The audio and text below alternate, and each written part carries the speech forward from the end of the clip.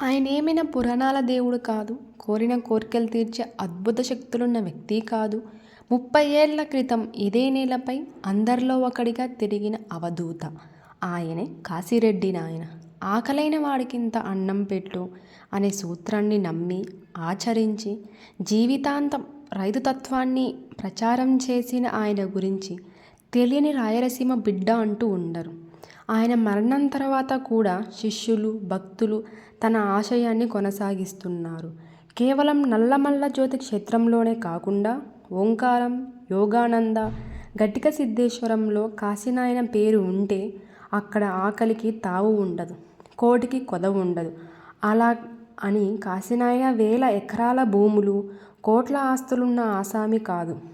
నెల్లూరు జిల్లా సీతారామపురంలోని బెడసుపల్లెలో మున్నలి సుబ్బారెడ్డి కాశమ్మలకు పుట్టిన ఓ సాధారణ వ్యక్తి.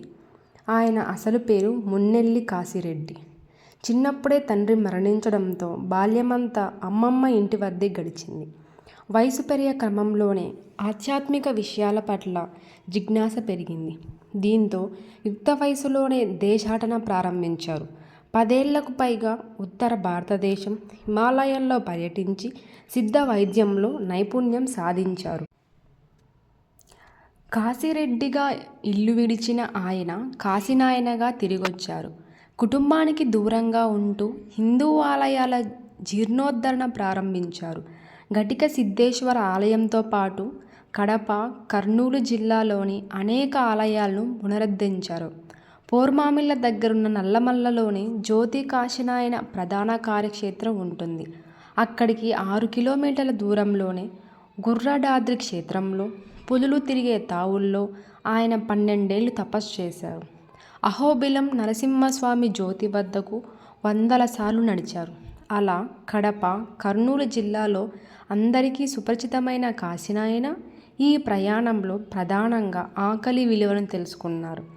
ఎవరైనా వచ్చి స్వామి మమ్మల్ని కాపాడమని కాళ్ళు మొక్కితే, నా కాళ్ళు మొక్కితే ఏం వస్తుందిరా, మట్టి తప్ప, ఆకలిగా ఉన్నవారికి కూడు పెట్టు, పుణ్యం వస్తుంది అంటూ రైతు తత్వాన్ని ప్రచారం చేస్తూ ఎందరినో పుణ్య మార్గంలో నడిపించారు. 1895లో జన్మించిన ఆయన 100 ఏళ్ల సంపూర్ణ జీవితం గడిపి 1995 డిసెంబర్ 6న మరణించారు. అదే రోజు ఆవు చనిపోవడం, ఆవు సమాధి కూడా కాశీనాయన పక్కనే సమాధి చేయడం పశువుల పట్ల ఆయనకున్న సహానుభూతికి నిదర్శనం. ఆయన సమాధి జ్యోతి క్షేత్రంలోనే ఉంది. కాశీనాయన పేరు మీద రాయలసీమలో వందలాది ఆశ్రమాలు, సత్రాలు ఉన్నాయి. అవే నిత్యాన్నదాన క్షేత్రాలు కూడా. అక్కడ గోవులను సంరక్షిస్తుంటారు. కుల మత ప్రాంతాలకు అతీతంగా ఏ సమయంలో వెళ్ళినా లేదనకుండా అన్నం పెడతారు.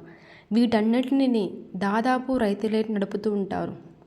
పోర్మామిళ్ళ ప్రాంతంలో రైతులు తమ పంటలో కొంత భాగం కాశీనాయనకు కేటాయించారు.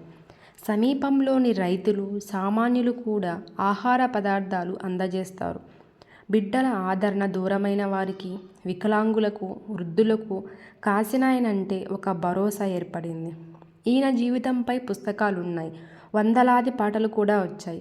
వైఎస్ఆర్ జిల్లాలో కాశీనాయన పేరుతో ఓ మండలం కూడా ఉంది.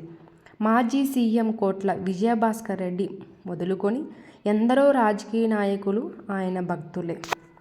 Thank you. జై హింద్.